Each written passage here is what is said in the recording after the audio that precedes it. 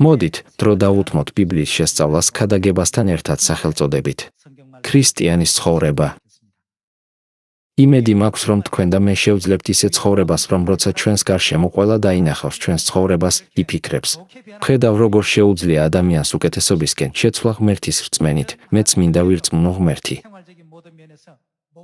ამიტომ ცხოვრების ყველა ასპექტში უნდა მივცეთ მაგალითი. იოანეს მე-13 თავი, 15 მუხლი. რადგან მაგალითი მოგეცით. რატომ დასვა მან მაგალითი? რათა როგორც მე მოგეკეცით, თქვენც ისე მოიქცეთ. ძალიან მნიშვნელოვანია, ვისი მაგალითის მიბაძვას ვირჩევთ. რადგან ჩვენ ავალდებულებულები ვართ, ქრისტე ავიღოთ მაგალითად.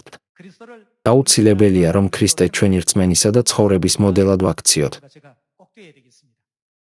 იმის ნაცვლად, რომ საბაბები ეძებოთ, როგორიცაა, მე მხოლოდ ადამიანი ვარ. თუ ქრისტეს ცხოვრებაში ისეთი ასპექტებია, რომლებიც ჩვენი დღევანდელი ცხოვრებისგან განსხვავდება, ბუნებრივია, ცვლილებები უნდა შევიტანოთ. ამიტომ დღეს თქვენ და მე უნდა ვისწავლოთ და მივბაძოთ ქრისტეს მიერ 2000 წლის წინ ნატარ ცხოვრებას. ასევე ჩვენი ზეციერი მამისა და ზეციერი დედის ცხოვრებას, რომლებიც ამ დედამიწაზე მოვიდნენ როგორც სული და პატარძალი ამ ასაკში და წარმართავენ ჩვენი რწმენის ცხოვრებას. ჩვენ შეგვიძლია ჩვენი რწმენა ვასწავლოთ და გავავრცელოთ.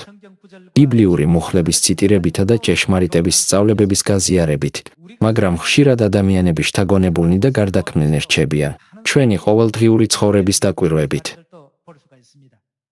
ამიტომ, როგორც ღვთისმშვენიერმა შვილებმა, თქვენ და მე უნდა ვეცადოთ მრავალი სული გადავარჩინოთ რწმენის მართალი ცხოვრებით. რადგან ჩვენი საქმეები შესაძლოა სხვებს ღმერთისადმი, ურწმუნოებამდე ან რწმენამდე მიიყვანოს, ღმერთმა ასევე თქვა. თქვენ ხართ მიწის მარილი და სამყაროს ნათელი.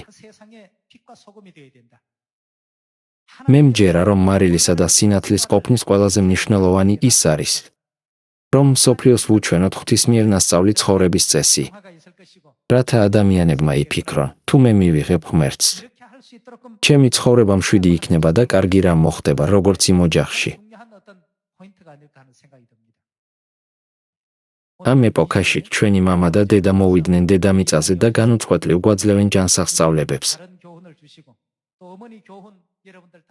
თქვენ ყველას ხომ გაქვთ დედის სწავლებები? თუ გრძნობთ, როგორც ჩანს, გზა ოდნავ გადაუხვია ჩემს მიერ არჩეულ გზას, გთხოვთ, ყურადღებით წაიკითხოთ ისინი.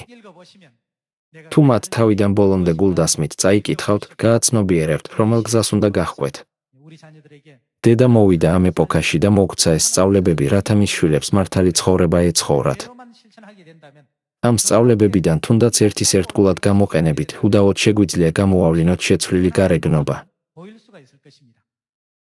მე მჯერა, რომ ღვთისნება, ჩვენი ყოველი ნაბიჯი, ნათქვამი სიტყვა.